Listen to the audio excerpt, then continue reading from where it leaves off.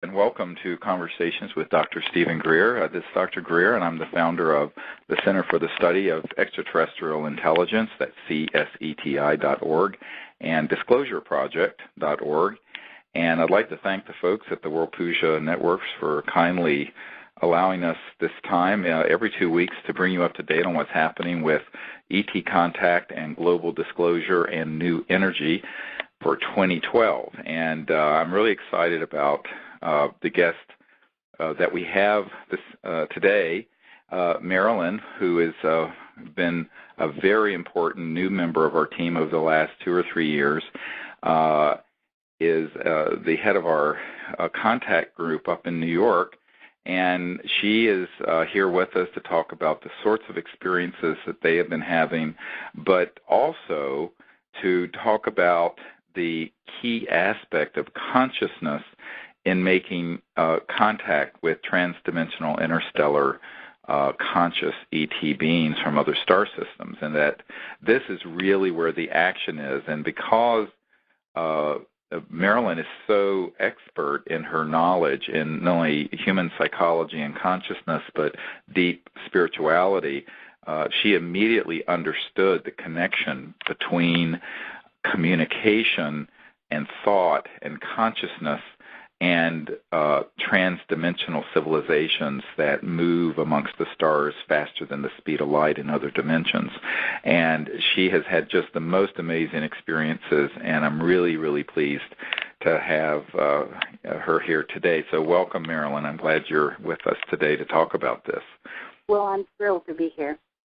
Well, great. Well, why don't you share a little bit about your recent experiences and your ideas about contact as you see it, as it's modulated through consciousness and thought, because I think everyone has their own great way of expressing and explaining this that brings a fresh perspective, especially on this show, because this is the World Puja Network, and everyone listening are aware of the Vedas and the Pujas and the power of unitary consciousness and oneness of mind. So I think that understanding is so wonderful, because we know we're speaking with people who are listening who really understand this deep level of oneness that we all share through the one mind that we all are. Well, I thank you, Stephen. And I just want to say, first of all, that we are on a threshold of a revolution in consciousness, and the protocol of CSETI teaches us how to use non-local consciousness to expand our way of seeing, feeling, and hearing beyond the three-dimensional world. And once we learn how to do this, which is really what the protocol is all about, we begin to connect to so much in the invisible realm beyond us, because most of us are stuck thinking that what's real is in the three-dimensional world. And that's why I think this protocol is so crucial and so important. Right. Because we are in a time of learning that we're so much more capable than we have a clue about, and realizing that we are telepathic, we can remote view, we can see energy from different dimensions. And so while the protocol teaches us how to make contact with extraterrestrial civilizations, in my mind, the most important piece of this is that it teaches us to be in contact with our own incredible powers that lie in our consciousness. Right, and that's the opening of the reality of this whole new era. Everyone says, oh my God, it's 2012, and there are all these apocalyptic views. I said, no, what this is really about is that one big yuga, one big cycle in Vedic knowledge that lasted 400 and some thousand years is closing, and there's a 500,000-year cycle, the hallmark of which is enlightenment and universal peace that's opening, where humans will manifest the full understanding of this aspect of themselves that is infinite, this infinite aspect, the spark of the infinite that is at the root of all human consciousness and sentient capability. And that this is what is really exciting about 2012 and this particular time in the history of not just the universe, of the Earth, but of the universe. This is a universal cycle. And so, what's as above, so below, actually it's happening not just on Earth, but on planets throughout the cosmos. And as you begin to look at the studies that have recently come out where they've discovered Kepler-22b and other planets that have 72-degree atmospheres with water, they're now saying what we've been saying for 20-some years, is that every stable star system appears to have planets around it. And so the Earth is just one of billions, if not trillions, if not an infinite number of worlds filled with intelligent life. And the ones that are quite developed and who have been sort of come this way before us and who have learned how to travel amongst the stars are the ones that we're seeing in our skies and perhaps in our living rooms and in our backyards and everything when we're making contact. But they've been around for a very, very long time. You cannot go back in human history, whether you go back to the time of the ancient Vedas and the Vimanas or the ancient Mayan civilization or Aztecs or the Nazca lines or the pyramids that we find not only on Mars but also in Egypt and in South America. There has never been a time when humans have been alone. It's just that there have been times when people have been more or less aware of it or the understanding of it was clouded. We're coming out of a period right now that's been led by the Disclosure Project of the world acknowledging that, in fact, we are being visited. But the thing that is lagging in even the world of people who study UFOs is understanding that you're not dealing with people and machines like a pilot of a 747. Yes, they have material spacecraft. Yes, they can land. Yes, when they're fully materialized, they may weigh millions of pounds. Yes, they have flesh and blood beings on board, but their technologies allow for them to move, quote-unquote, and dematerialize like a Vedic city, SIDDHI, from one dimension to another faster than the speed of light. And that's the way that contact is happening around us all the time through these CE5 protocols. We call them Close Encounters of the Fifth Kind protocols that CSETI has developed. And when I first came up with this concept it's 22 years ago now. I hate to think of it. I think now my grandchildren are the ages of my children when I first came out with this project 22 years ago. It's kind of a scary thought. But the reality is that this has taken on an enormous a sort of life of its own, where we're hearing from people all over the world, even people who've gone to the iPhone and the iPad and iPhone store. There's a CSETI contact app that you can download. And basically it has all the meditation protocols, it has the electronic tones we send out into space, it has the ability to turn your iPhone into a magnetometer that picks up magnetic field fluxes when these ET craft are moving around but aren't visible with the naked eye, but then can materialize in the blink of an eye.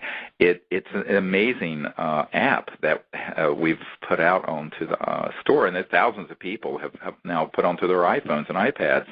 And what you find is that the more people are doing this, the more all of the rest of us who go out on a regular basis to make contact, it's creating that morphogenic field that potentiates contact. So we're all in this together. And so as consciousness begins to move in this direction of peaceful contact with all these civilizations, it becomes easier and easier, but the level of contact we're having, as you know, Marilyn, from your involvement over the last 2 or 3 years, it's just gone up exponentially.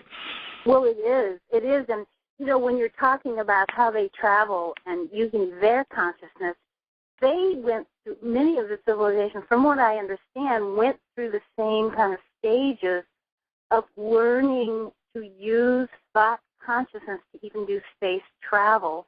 And so that beacon is held out for us when we when we go out at night and do contact, for us to begin to use our non-local consciousness and meet them and sort of form this beacon with their consciousness. And one of the exciting things to me, Stephen, is that this is where Earth has to go now. We have to change our consciousness.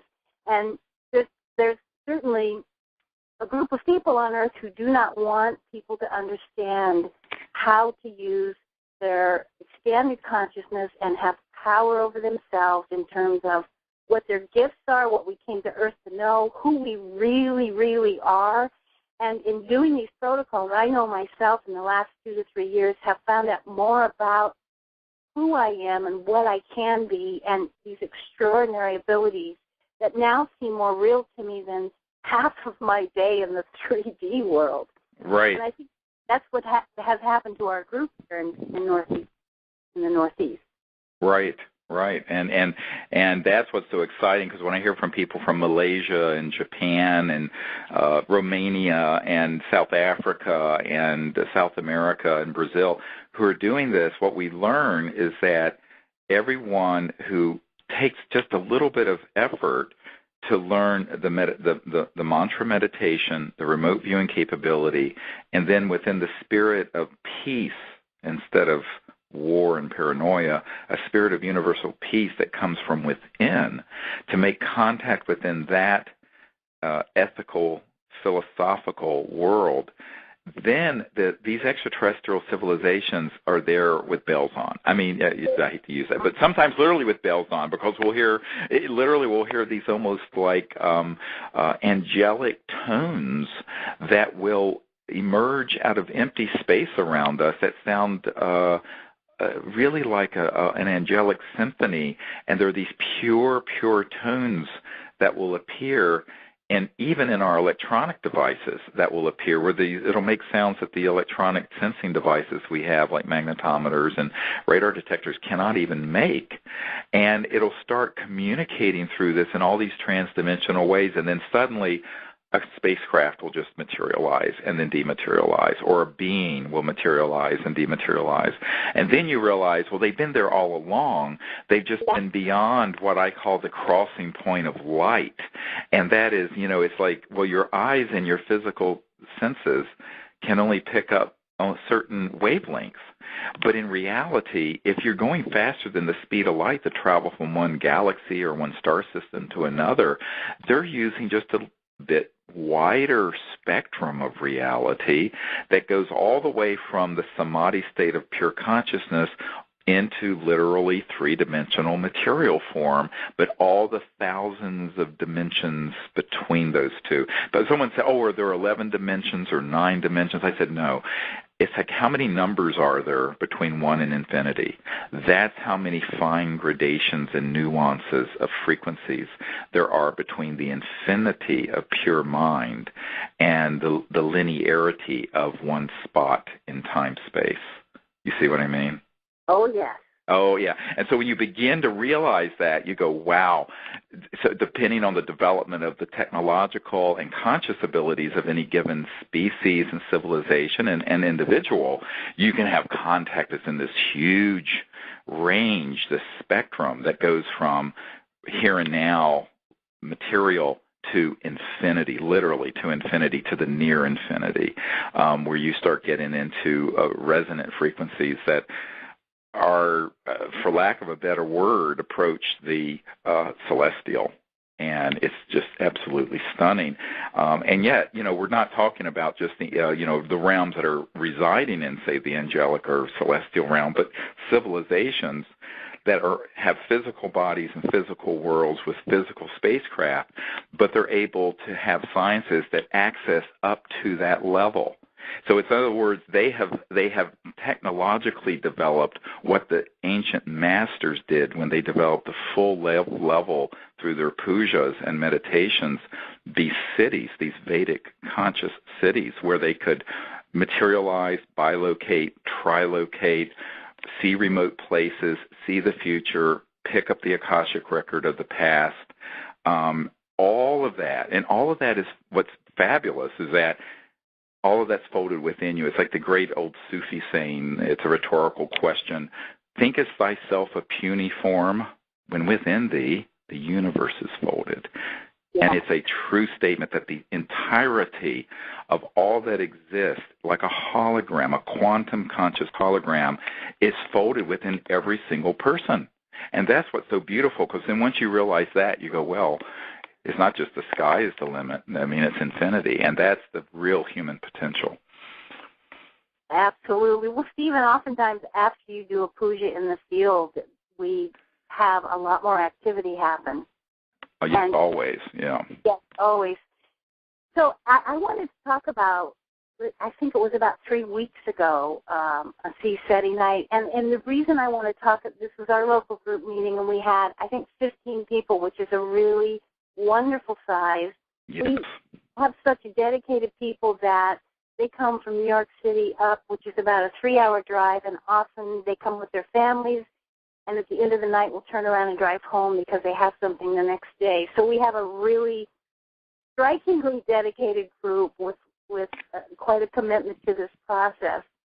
And so we got together, and because it's winter here, and that really is prohibitive in terms of being outside, we learned to do a lot of our work indoors. And right. Because of that, that's really helped develop the ability to use these expanded consciousness states to see and feel and hear energy. And the other thing I just want to add, that when you can't always see this energy, and yet what's so incredible is when cameras pick it up. And so our ability, our visual spectrum is so narrow. But as you learn to do these protocols, your visual spectrum actually expands. And for many of us that night, we sat in a circle after we did your protocol, and we began seeing enormous energy come into the room. And some of us in the group are real intuitive feelers, and others can see things. And it's amazing, we can spend hours meditating together, but we often take breaks in the room just to talk about what everybody's been experiencing. And oftentimes, the part of the room where people are seeing a lot of energy and beings coming in is also the part of the room where people are feeling the energy. So we try to write our notes and corroborate what we're all going through. But some very tall beings came into the room that night. And, Stephen, they were almost fully manifested. Right. And energy was pretty mind-blowing. And about halfway through the night, we saw this, and this was indoors, mind you, this mist or fog rolled into the room. And it was so thick, even though the room was dark, enough light came from the outside, you could see the person, people sitting across from you. But when this fog came in, you couldn't see people at all. And in fact, one person couldn't even see her hands in front of her. And at this point, the radar detectors and the electromagnetic meter just was going off and cooled a lot throughout this whole time. And quite frankly, in the indoor work, I've never heard the radar detectors go off. Right. And they were going off as this mist was there. And a few people were touched, and several in their meditation saw a craft above the house. And at the very end of the night, many other things went on, and we heard tones. And at the very end of the night, one of our members who had night vision goggles went outside, but before he even had a chance to use them, he looked up at the sky, and he saw a fully manifested craft 500 feet above the house. Wow.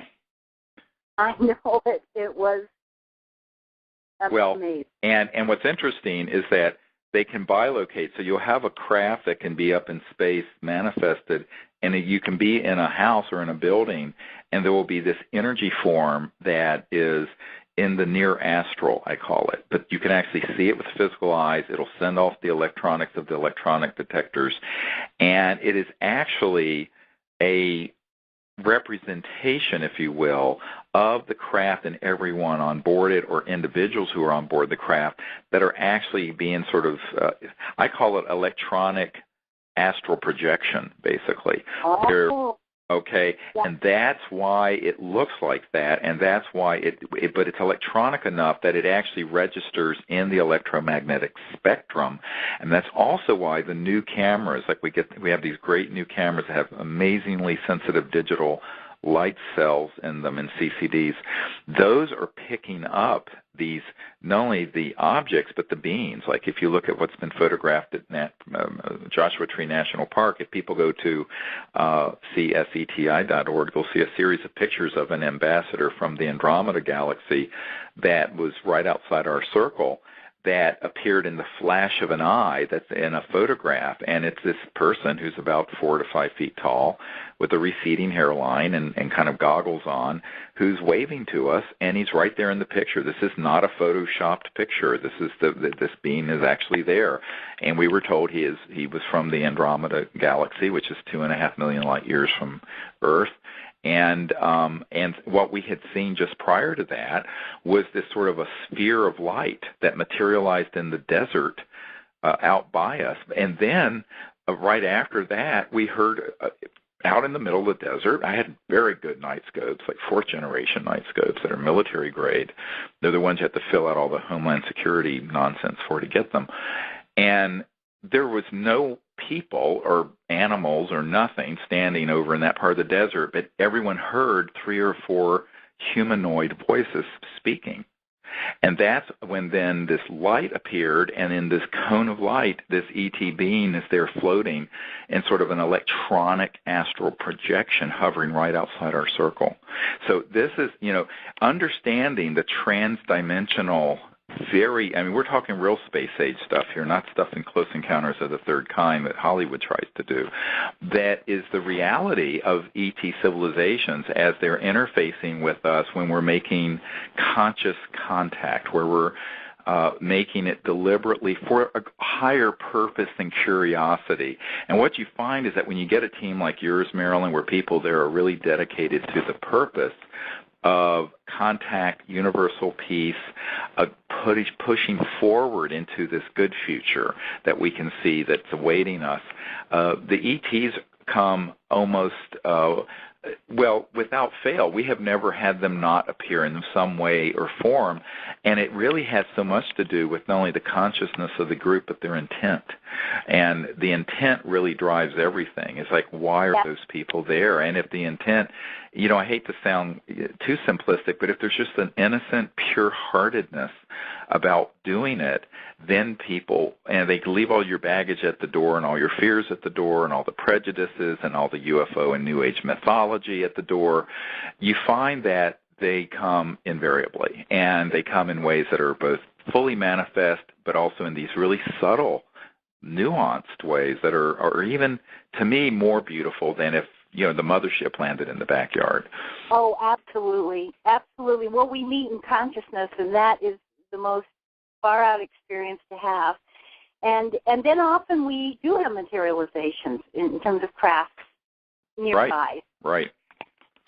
But, I'll tell you what's so interesting about this group is we try to stay connected in between times and share our dreams or meditations to help us live in this 3D world while really being committed to this less dense reality and support each other through it. And often we will hear from different members that on a particular night they had a really hard night, difficult night sleeping, and several people will, and there'll be a lot of activity in their rooms, and people all along are developing more and more remote healing abilities and intuitive knowing. Diane, one of the members, has developed in the last year and a half such incredible telepathic abilities that she will have a feeling connection with someone. Right. And I'll watch her hold her cell phone, and I'll know in 5 seconds it's going to ring. And she'll say the name before she has a clue who it is. And every time, and it is so eerie, she knows exactly who it is. One of our members says he never gets stopped by the cops anymore because he knows exactly where they are. Right, and right. One of our members is a massage therapist, and the other day in her massage room, she said she had a yellow orb appear in her hand, fully materialized. Right. And so people, and often we'll all have similar flying dreams now. So we're experiencing so much together. That's wonderful. Yes, it is.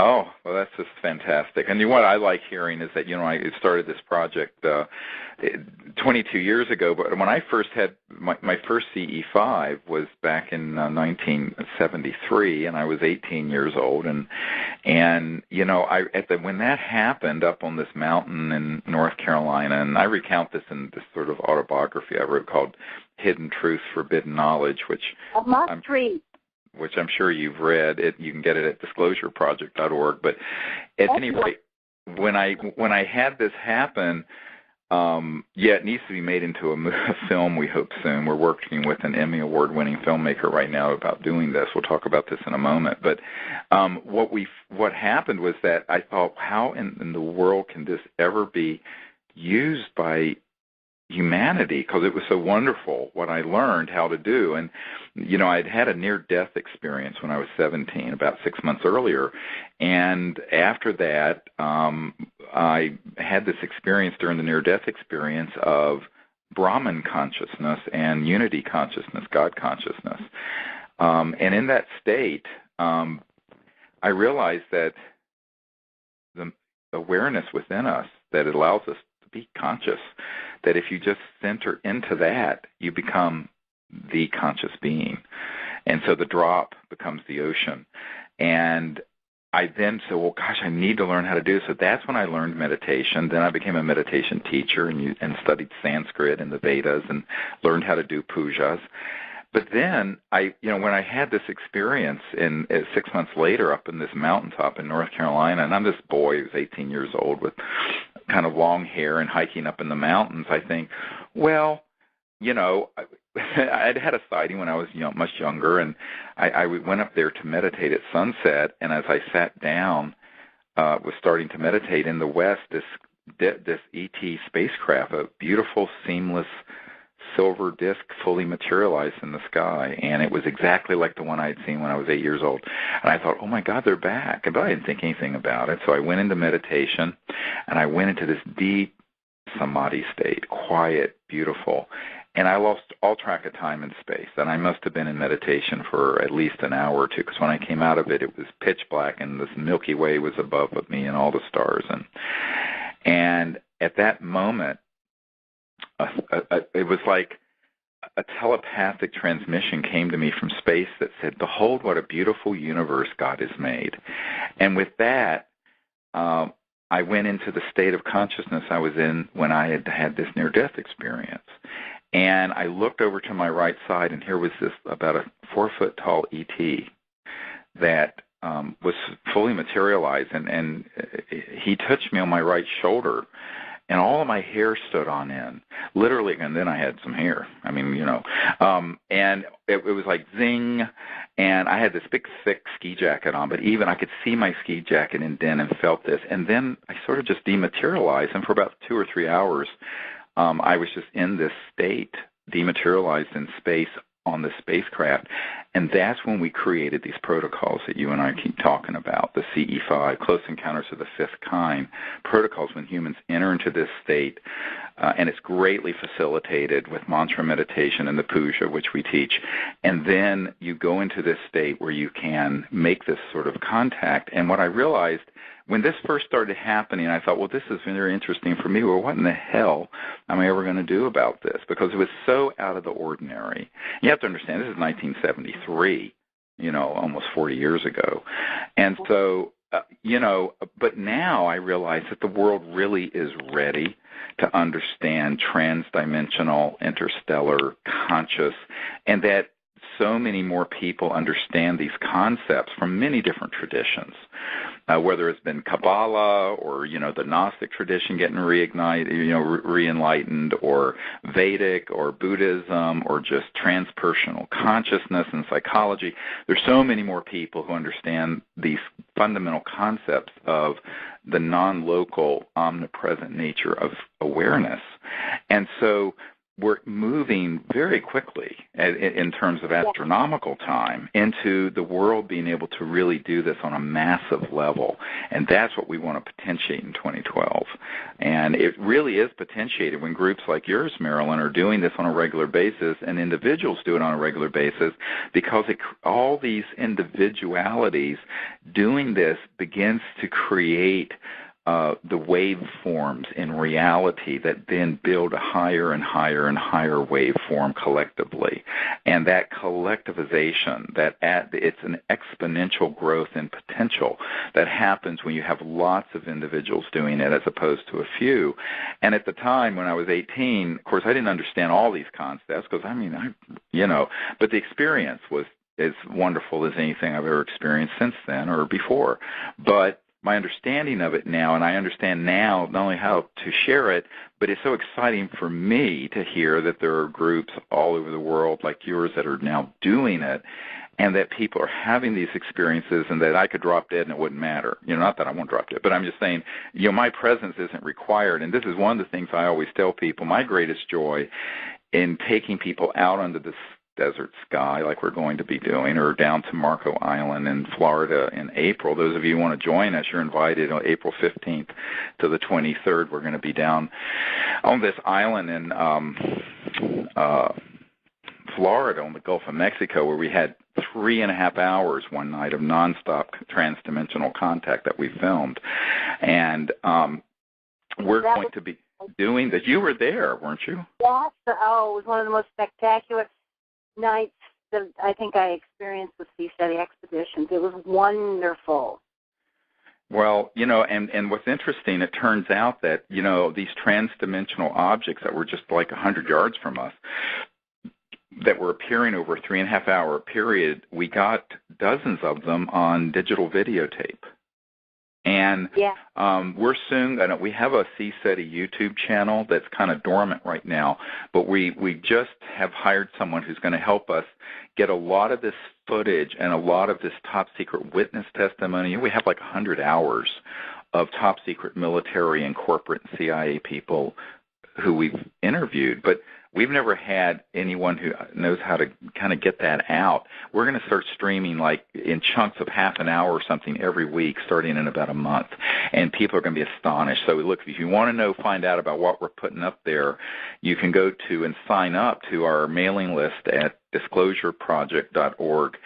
Just sign up. It's free, and we'll notify you when we put out this footage. And we're going to start putting it out every week, something new, more and more and more. And that's what we're going to do this year. And we want it to culminate in the creation of what we're really hoping to do. And we're in negotiations with an Emmy Award-winning filmmaker who's a wonderful, conscious person who really gets what we're doing. A 2-hour documentary that will have not only all of the disclosure information distilled in it, but also all this information about new energy, free energy, anti-gravity systems, and the big crescendo at the end is going to be what we're talking about today, and that's transdimensional conscious contact. And that's going to all be in this 2-hour thing that we're going to put viral. Our goal is to have about 1 billion people see it before December 21st, 2012. So that's what we're going to try to work on. And if you want to sign up to be someone who can be one of the folks who is the sort of a viral agent to help us get that around the world, sign up at disclosureproject.org now. And I'm also making an announcement today that what we're planning to do also is have a series of massive premieres all over the world that'll be large ones that I'll appear at. But then at the same time, when it first comes out, we want to have 1,000 people host local premieres in their high school auditorium or wherever, where 500 or 1,000 people can come, so that we have 500,000 to 1 million people see this on a big screen. And we're going to. You see what I'm saying? So we want this to just go massively out there this year, and it's got to have all these components. It must have not only the disclosure, what I call ET 101, where sort of the nuts and bolts stuff, but then it's got to then go into the reasons behind the secrecy, why the world doesn't know the truth, and that is the power oligarchs, not the 1%, but the 0.000000000000001%, that are a handful of very powerful families and corporations that control the whole global economy, that if this knowledge comes out that we're not alone and that these technologies are real, we don't need oil. We don't need coal. We don't need air pollution. Poverty will be gone. The macroeconomic system as it exists today, which is a zero-sum game where half the world is in poverty, will be replaced by a world of just absolute abundance. These are all things that can happen in a very short amount of time if we get our act together, and we must. And then the final part of it is going to be all about what you're talking about, Marilyn, that's contact.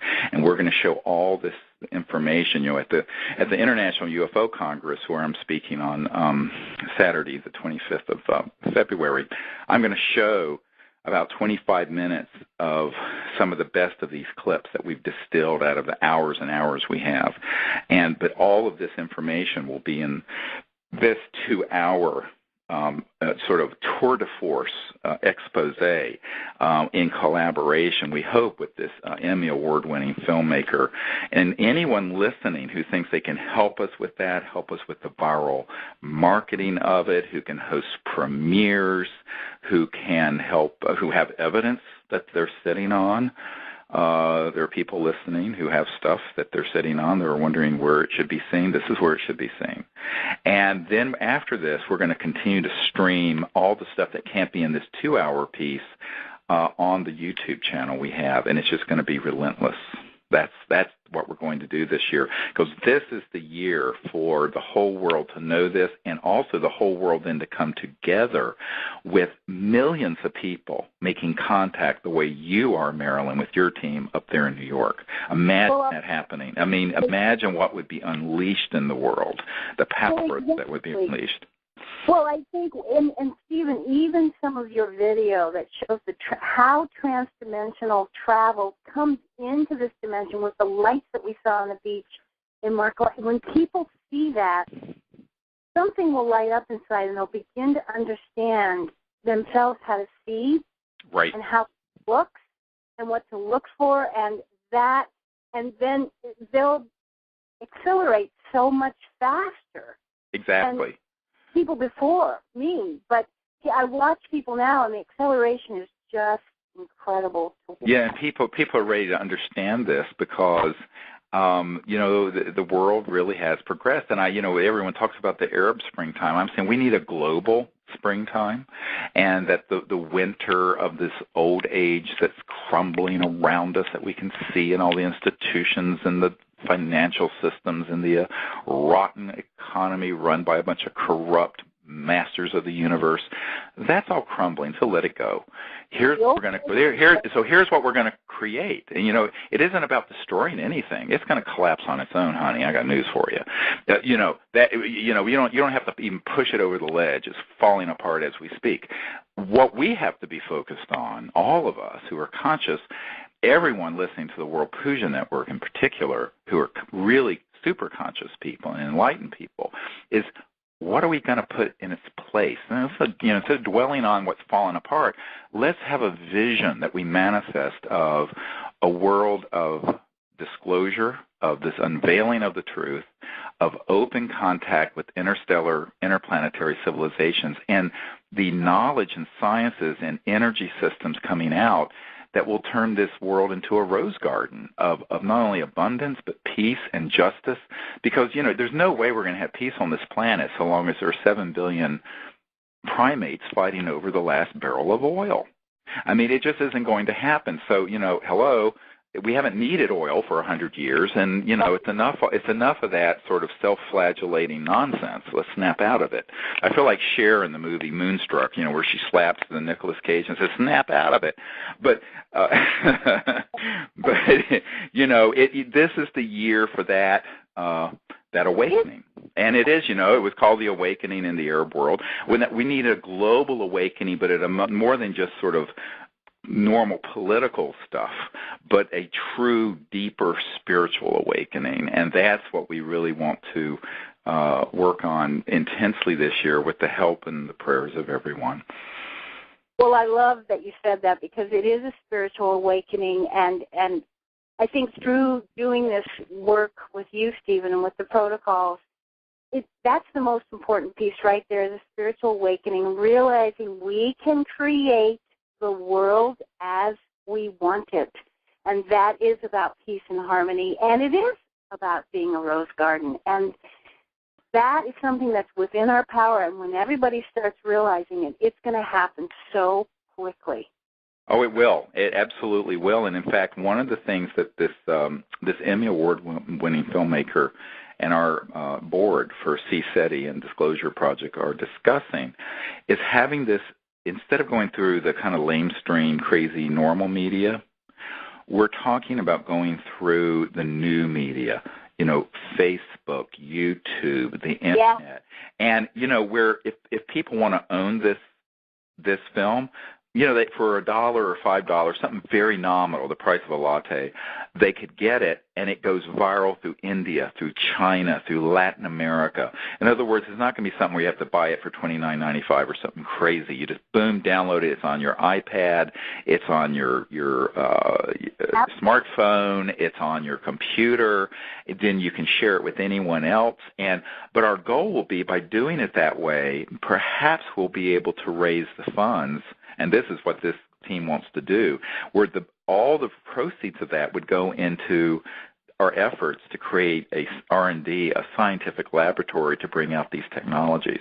Because ultimately, we can be as conscious as we want to be. We need to lift people up from the suffering of poverty and the suffering of a decaying Gaia, that we are destroying this beautiful, sacred female planet Earth who has given us life, is the womb of intelligent life in this little corner of the universe, and we're killing it. Her children are killing her. It's outrageous, and we can do better. And we have to bring out these new sciences and technologies that would allow every home and vehicle and business to run on free energy from the fabric of transdimensional space-time. We have the scientists who understand that.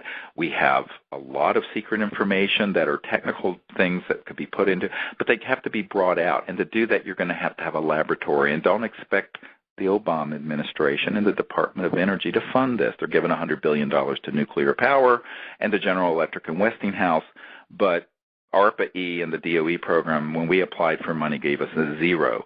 So it's going to have to come from us, the people, but this is the beauty of the Internet.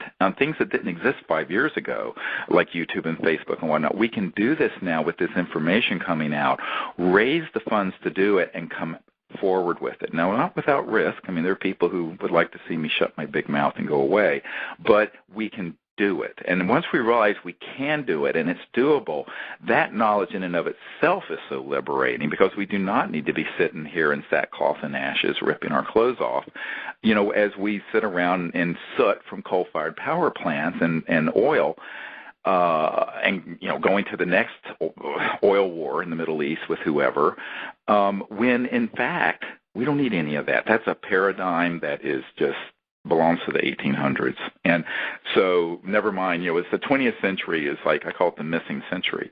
But now we're in the 21st century. We're more than a decade through the 21st century. And it's time for us to say, okay, these sciences exist, this knowledge exists, let's come together and have a global spring and a complete renaissance of human civilization that's enlightened and that is interplanetary and that's peaceful and has the means for all the people of the earth to live in dignity and with justice and abundance. And it's not some kind of utopian pipe dream. It's absolutely attainable, but it's only going to be attainable if we all come together, work to do it, and have the courage to do it, and not get, sort of sidetracked into what I call the sideshow of the conventional what you normally see in the media is the reality of the world.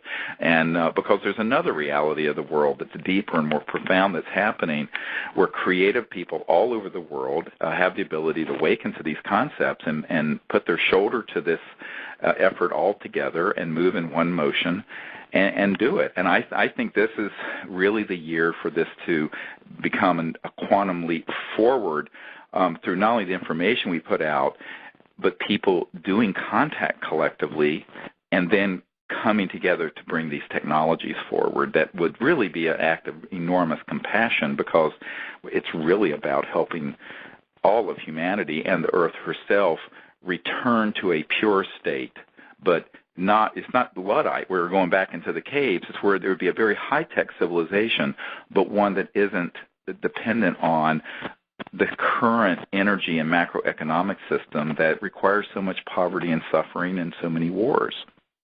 Hear, hear.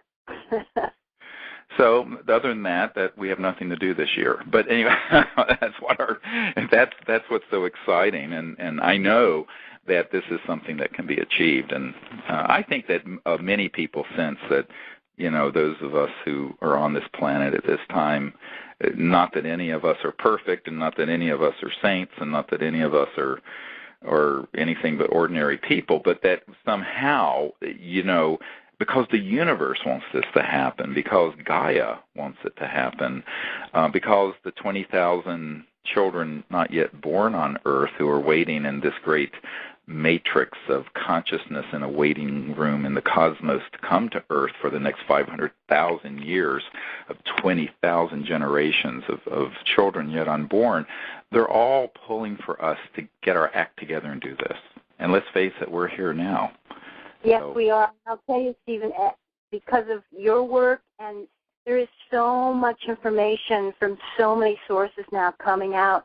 And I think as people realize that these devices, this technology you're talking about, has been around for decades, some of it, that we could have come out of these old paradigms before now, but now it's going to happen.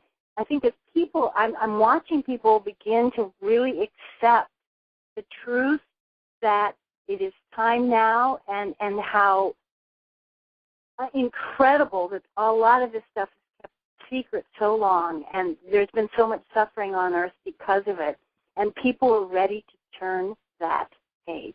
Oh, yes, absolutely. People really are ready, and it's about informing them. I think most people just simply don't have the full extent of the knowledge they need, and they've been deliberately miseducated by folks who benefit from a current paradigm, for lack of a better word, both macroeconomically, but I think also in the realm of the spirituality, institutions, educational institutions. There are a lot of, shall we say, interest groups that benefit from the current ignorance on these issues.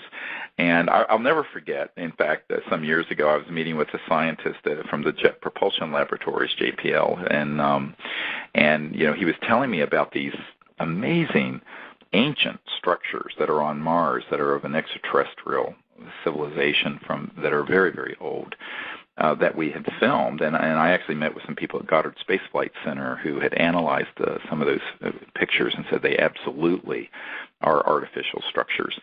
And I was talking to this JPL scientist, and he said, well, we really can't let that information out. I said, why? It's not an operational UFO that would, threaten ExxonMobil or the Carlyle Group or, whoever. He says, no. He says, you don't understand. If people knew that was real, they know there's an ancient connection from that to the pyramids that are on Earth, and it would undermine the creation myth and the orthodox belief system, and I'm quoting now, of every orthodox religion on Earth. And I said, well, good. He says, oh, no, you don't understand. These people have enormous amounts of power. And this is a scientist telling me this, who was sitting on this stuff at the Jet Propulsion Laboratories. And I went, Jesus, this is nuts, I think Christ would be spinning in his grave or wherever he is, But the whole concept of, people can't handle this because it's going to undermine whatever orthodoxy, whether it be religious or scientific or economic or just keep adding them on. And so I think that people have to understand that there is a very big change coming, and that's what 2012 is about. And I'm focusing on the positive force of creating a new civilization here and the transformation of the current state of the world into its potential for this new big cycle, this yuga, that all the Vedic masters have known about and foreseen, this age of enlightenment that's going to last unbroken for 500,000 years of unbroken peace and interstellar peace and universal peace. And that the foundation for that is not just one bit of knowledge, but it's all of this. And that's what we have to bring out and share with compassion, but also we can't be shy about it. We just have to say this is the truth. And I'll tell you, Stephen, what I've seen recently, people are ready more than I've ever seen them be ready. It's almost like the jewel of a memory of all this knowing is coming up to the surface and doesn't have to be tagged too much for them to be motivated to learn more and more. And I watch people, both in my own job as a psychologist, but I'm watching people begin to accelerate their own consciousness work, but also not feel like this is such a strange thing, but more and more familiar to something that brings deeply true inside themselves. So I think people are ready. Oh, I do too. And I think this is why what we want to do this year is bring people from the knowledge of disclosure, what I call ET 101, to the knowledge of these sciences and technologies and what the world could be with them, to the knowledge of conscious contact and trans-dimensional reality. And a lot of people think, I had someone, who's a sort of a policy wonk in Washington say to me not long ago, oh gosh, this seems so futuristic. Is the world ready for this? I said, ready or not, we're going to have to be, but not only that, but they are, because what you find is that more than half of the population believe that we're not alone. A huge number of people know that there is this aspect of trans-dimensional reality, have had experiences with lucid dreams, precognition, all kinds of things. And so it's like you're not allowed to talk about it in polite company, perhaps, and by polite company, I mean everyone trying to be conventional, but we don't have time for those pretenses anymore. And I tell people that we have to find the courage of our voice, speak the truth, and bring the world forward in a way that's conscious and peaceful. And I think this is what's exciting about this coming year is that is more and more people will be learning this information, and it is going to reach a critical mass. And if people want to gather their own courage, I encourage them to go to a CSETI expedition and get an opportunity to work with you, because I have never met anybody in my life who exemplifies moral courage like you do, Stephen. And it always, in my own journey, gives me the fire to walk with my own moral courage on this path. And I know we're coming to the end. I just had to say that because it's the truth, and I think everybody would be so inspired coming to a CSETI expedition. I have to tell you this, though, Stephen. I, the other day, was in a meditation, and I had the most marvelous remote view of where we're going to be out in the desert. And I had no idea what the terrain looked like, but in the remote view, it was absolutely clear, and this most amazing craft came of beings called the Heart Breathers, and I won't go into the details because we won't have time on this show, but this craft came in, and I looked at the terrain in this incredible remote view of where we were going to be, and I was so haunted by it that I went on the internet and I brought up the terrain of where we're going to be, and almost to the exact place, and there was one view of this terrain that was exactly what was in my remote view. I know, isn't that exciting? And I've been having similar experiences, and where we're going to be is going to be right near this place where there are all these ancient Native American petroglyphs and holy sites. Yeah, it's amazing. And, by the way, those of you who heard us mention this, you can go to CSETI.org and see where we're going to be El Marco Island in Florida from April 15th to the 21st. And then in Colorado, we're going to be up in the high desert June 18th to the 24th. And then we're going to be up on Mount Shasta in August from the 12th to the 18th, and then we'll be out in the California desert again in November. So we do these, 4 or 5 times a year. If you want to join us, you can find out there, and I hope to see some of you there. And if you cannot join us, then you can be there with us in consciousness, and you can get these. The whole training kit is available online at disclosureproject.org, or you can, if you have an iPhone or an iPad, you can get this app, the CSETI Contact app. That's just an amazing tool that you can carry with you, and you can go out with, if you don't have 15 people, it's fine. You can go out with 2 or 3 or 4 people and do this, and you'll be amazed at once you understand the principles and the protocols in meditation and remote viewing. It's really very simple to make this contact, and the ETs are waiting for us to come together in this common meeting space of consciousness to do this, and they really are waiting for us. And the more of us that join in this place of the placeless, if you wish to look at it that way, the more it potentiates this massive and beautiful transformation that is all about what's happening on Earth here in 2012. Yes.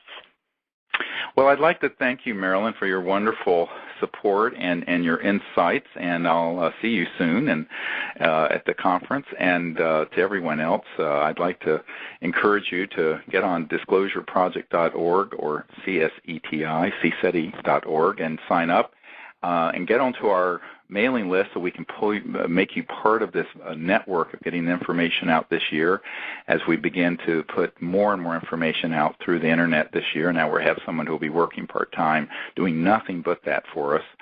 And I'm not going to be doing it because I'm an idiot with technical things. Everyone who's met me for 2 seconds knows that.